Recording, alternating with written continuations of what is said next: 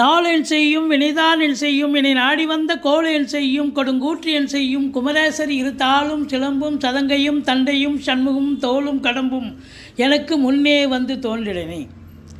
வணக்கம் அன்பர்களே, நான் டாக்டர் சைதை ராஜா பேசுகிறேன். ஸ்ரீராம் ஆஸ்ட்ரோ என்ற புதிய சேனலில் இன்று முதல் வீடியோக்கள் வெளியிடுகிறோம். தங்களின் மேலான ஆதரவை எதிர்பார்க்கின்றோம். நண்பர்கள், உறவினர்கள், அக்கம் பக்கத்தில் உள்ளவர்களிடம் இதனை மகிழ்ச்சியோடு தெரிவித்து சப்ஸ்கிரைப் செய்து கொள்ளும்படி கேட்டுக்கொள்கிறோம். வாங்க ராசிக்குள் போகலாம்.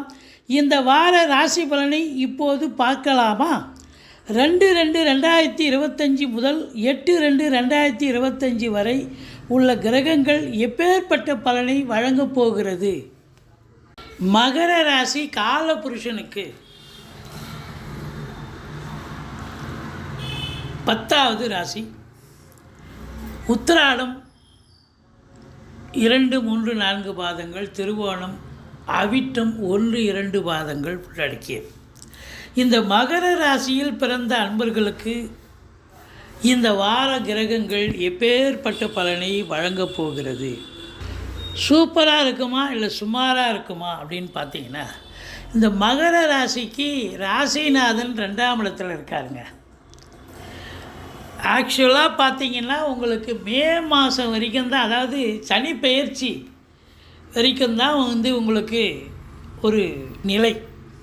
அதுக்கப்புறம் குரு பயிற்சி மே மாதத்தில் வருது, அதுவும் உங்களுக்கு சாதகம். சனி பயிற்சியும் சாதகம் இருந்தாலும் உங்களுக்கு சனி இறுதி, அதாவது 2ஆம் சுற்றாக இருந்தால் கண்டிப்பாக எந்த பிரச்சனையும் இருக்காது. இதுதான் வாழ்க்கை, இதுதான் பயணம்னு கண்டிப்பாக நல்லது செய்யும். 7 சனி முடிகிற தருவாயில் இருக்குது. அதனால் நல்லதே செஞ்சுட்டு போவார். உங்களை பொறுத்தவரையிலையும் இன்னும் ஒரு 2 மாதத்துக்கு நீங்கள் சனி பிரீத்தி பண்ணிக்கிங்க, சனி பகவானை வழிபாடு செய்யுங்க, நல்லதே நடக்கும். ஆனால் 8ஆம் இடத்து அதிபதி சூரியன் ராசியில் அமர்ந்திருக்கிறது சரியல்ல. 8ஆம் இடம் என்பது சரியில்லாத இடம், அசிங்கம் அவமானத்தை தரக்கூடிய இடம். அதனால் ராசிநாதன் இங்கே உட்கார்ந்துருக்கிறதால இந்த வாரம் கொஞ்சம் தேவையில்லாத பிரச்சனைகள் சமூகத்திலேயோ நட்பு வட்டாரங்கள்லேயோ வேலை பார்க்குற இடத்துலையோ வர வாய்ப்புகள் இருக்குது. எச்சரிக்கையாக நடந்துக்குங்க. அசிங்க அவமானம்னா என்ன, ஏதோ ஞாபகம் இல்லாமல் ஏதாவது ஒன்று விட்டுருப்பீங்க, அதில் ஏதாவது ஒரு பிரச்சனை வரும். வேலையிலேயே வரலாம், இல்லை கடன் பிரச்சனை ஏதாவது, அதை கொடுக்க மறந்துடலாம். இப்படி ஏதாவது ஒரு 8ங்கிறது அசிங்க அவமானம். இல்லை மற்றவனுக்காக போலீஸ் ஸ்டேஷன், கோர்ட்டு, வம்பு வழக்குன்னு போகக்கூடிய அவனுக்காக போய் நிற்க வேண்டிய சூழ்நிலை வரலாம். குடும்பஸ்தானம் சனி இருக்கிறதால கொஞ்சம் குடும்பத்தில் பார்த்து பேசுங்க, பழகுங்க. 3ஆம் இடத்துல ராகு இருக்குது. உங்களை பொறுத்தவரையிலையும் தொட்டதெல்லாம் தொடங்க போகிறது. வெளிநாட்டு வாணிபம் சிறப்பாக அமையும். வெளிநாடு போகணும்னு நினைக்கிறவங்க தாராளமாக போகலாம். இளைய சகோதரர்களுக்கும் உங்களுக்கும் கருத்து வேறுபாடு வரும். மற்றபடி பார்த்திங்கன்னா குரு பார்வை ராசியில் பார்க்குறதால ஓரளவுக்கு தலைகி வர்றது தலைப்பாயாட போகும் அப்படின்னு சொல்லணும். 5க்கும் 10க்கும் உடைய சுக்கிரன் உச்சநிலை பெற்று இருக்கிறது மட்டுமல்ல, இப்போ குருவும் சுக்கிரனும் பரிவர்த்தனை யோகத்தில் இருக்கிறதால கண்டிப்பாக சினிமா இண்டஸ்ட்ரி, தொலைக்காட்சி இண்டஸ்ட்ரி, அதில் வேலை பார்க்கக்கூடிய, அதாவது கேமராவுக்கு முன்னால் நிற்கும் அன்பர்கள், பின்னால் இயக்குபவர்கள், நடிகர் நடிகைகள், டெக்னீஷியன்கள், எடிட்டர்கள், கேமராமேன்கள், புகைப்பட கலைஞர்கள், அத்துணை பேர்களுக்கும் வாய்ப்புகள் கதவை தட்டப்போகிறது. 7ஆம் இடத்து அதிபதி உங்களுக்கு நல்ல நிலையில் குரு சந்திர யோகத்தில் இருக்கார் வார இறுதியில். அப்போது 5ஆம் இடத்துல 7 குடையவன் 5ல் இருக்கிறதால நீங்கள் நினச்சதெல்லாம் சாதிக்க முடியும். ஒரு சிலர் காதல் பயப்படக்கூடிய ஒரு நிலை இருந்தால் அந்த காதல் கூட சக்ஸஸ் ஆகக்கூடிய ஒரு அமைப்பு இருக்குது அப்படின்னு சொல்லலாம். குரு சந்திர யோகம், அதாவது எதிரிகள் துவம்சத்தை நீங்கள் பண்ணிடலாம். எதிரிகள் ஓடி ஒளிவார்கள். கடன் சுமை இருந்தால் படிப்படியாக குறையும். மற்றபடி இந்த கலை நுணுக்கம் உடையவர்கள் இவங்களுக்கெல்லாம் சிறப்பான காலம். சொந்த தொழில் சிறப்பாக இருக்குமா அப்படின்னா 10 குடையவன் 3ல் இருக்கார். நீங்கள் தொழில் ரீதியாக, உத்தியோக ரீதியாக எடுக்கின்ற எந்த ஒரு சிறிய முயற்சியாக இருந்தாலும் அது இமாலய வெற்றியை தேடித்தரும் என்று சொன்னால் மிகையாகாது. மற்றபடி 5ல் குரு கெஞ்சினாலும் கிடைக்காது. ஏன்னா 9ஆம் இடத்தை குரு பார்க்க போகிறார். 9ஆம் இடத்தை குரு பார்த்தால் பாக்கியம் எதையும் ஈஸியாக நடக்கும். நினைக்கிறத சாதிக்க முடியும், நினைக்காததையும் சாதிக்க முடியும் அப்படின்னு சொல்லலாம். மற்றபடி வெளிநாட்டு பயணம் உங்களுக்கு அனுகூலத்தை தருமா அப்படின்னு பார்த்தீங்கன்னா 12 குரு 5ல் இருக்கார். அதனால் வெளிநாட்டு பிரயாணம் உங்களுக்கு தடைபடும். இப்போ போகிறதுக்கான வாய்ப்புகள் இல்லை.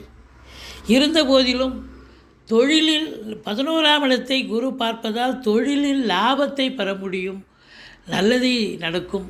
முதல் திருமணம் முறிவு ஏற்பட்டு 2வது திருமணத்திற்காக காத்திருப்பவர்களுக்கு நல்லதே நடக்கக்கூடிய ஒரு சூழல் கண்டிப்பாக அமைகிறது. ராகு பகவான் ராசியை பார்க்குறதாலேயும் 5ஆம் இடத்தை பார்க்குறதாலேயும் ஒரு டென்ஷன் இருக்கும், பரபரப்பு இருக்கும், எதை செய்யணும் எதை செய்யக்கூடாதுன்ற ஒரு நிலைப்பாடு இருக்கும். பிள்ளைகளுக்கும் உங்களுக்கும் கருத்து வேறுபாடு வரலாம். அதில் பிள்ளைகளுக்கு சில பிரச்சனைகள் வர வாய்ப்புகள் இருக்குது, படிக்கிற இடத்துலையோ வேலை பார்க்குற இடத்துலையோ. மற்றபடி 4ஆம் இடத்து அதிபதி 6க்கு போயிட்டதால் அசையா சொத்துக்கள் மூலம் செலவினங்கள் ஏற்படும். இப்போ இடம் வாங்கி போட்டிருப்பீங்க, இப்போ வேலி போடணும் அப்படின்னு ஒரு இறங்கி செலவு பண்ணுவீங்க. இல்லை வீட்டுக்கு ஒயிட் வாஷ் பண்ணணும், கடைக்கு பெயிண்ட் பண்ணணும் அப்படின்னு ஏதாவது ஒரு செலவினங்கள், அசையா சொத்துக்களுக்கு செலவினங்கள் ஏற்படக்கூடிய அமைப்பு இருக்குது. கோயில் குளம்னு போவீங்க, ஸ்பிரிச்சுவல் இன்ட்ரெஸ்ட் இருக்கும், அதில் ஆன்மீக நாட்டம் இருக்கும், ஆன்மீக பயணம் இருக்கும். மற்றபடி இது லாங் ட்ராவல், அதாவது வெளிநாட்டுக்கு போகிறதுக்கான வாய்ப்புகள் இல்லை. வெளி மாநிலம் சென்று வரக்கூடிய அமைப்பு இருக்குது. ஒரு சிலர் தொழிலில் 7 சனி முடிகிற தருவாயில் இருக்கிறதால தொழிலில் ஒரு ஸ்திரத்தன்மையை ஏற்படுத்திட்டு போகும். ஒரு டெம்பரரி போஸ்ட்டில் இருக்கிறவங்க ஒரு பர்மனெண்ட் போஸ்ட்டு கிடைக்கும். இல்லை அப்படின்னா உங்களுக்கு இந்த தொழில் சரிபட்டு வரல, வேறு தொழிலை மாற்றிக்கணும் அப்படின்னா அதுக்கு மாற்றிக்கிறதுக்கான ஒரு அமைப்பும் இருக்கிறது. இந்த மகர ராசிக்கு பார்த்திங்கன்னு சொன்னால், மற்றபடி இந்த தனுசு ராசிக்கு சனி பகவானை வழிபாடு பண்ணுங்கள். மன்னிக்கணும், இந்த மகர ராசிக்கு சனி பகவானை வழிபாடு பண்ணுங்கள். 7ஆம் இடத்து அதிபதி நல்ல நிலையில் இருக்கிறதால மனைவி வழி சொந்தங்களால் நல்லது நடக்கும். மற்றபடி உங்களுக்கு பார்த்திங்கன்னு சொன்னால் நண்பர்களால் ஆதாயம் கிடைக்கக்கூடிய ஒரு காலகட்டமாக இது விளங்கும்.